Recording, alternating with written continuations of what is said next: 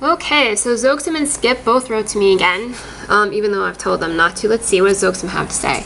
The alleged conglomerate agenda seems to be known only to you. This could be because you created it in your mind sometime in 2010, as you have stated in your videos. You've presented exactly no evidence that the conglomerate even exists, despite several hundred videos reporting it does, based on confused and rambling accusations about some kind of code that you see everywhere. Nobody else sees this code because it's purely a product of your imagination.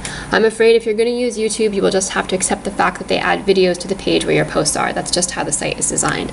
Also, sometimes it's slow. There are a lot of users, and at peak times it can be slow. It also depends on your connection. None of this has anything to do with you, as the world does not in fact revolve around you. I think you'd be glad to know that.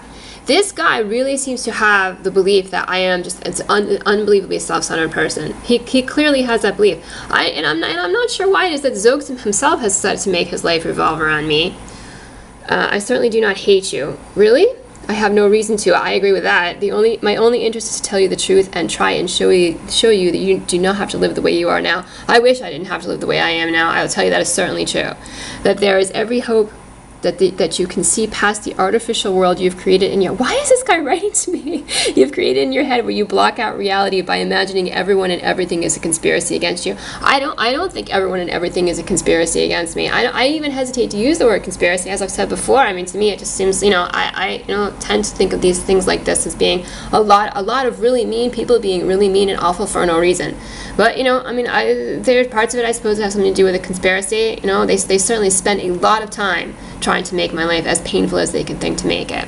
It's kind of like you are trapped in an Escher drawing, a recursive world where everything is self-referential and you can't see how illusory your inner landscape is. You keep endlessly following the same path, not realizing it is really a circle and expecting to get somewhere.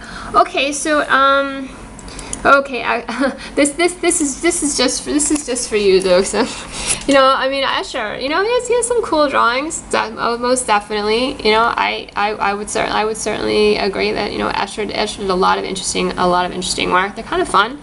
Look at his pictures. I don't know how helpful you're being to whatever your cause is by making a reference to him, but all right, here you go, Escher.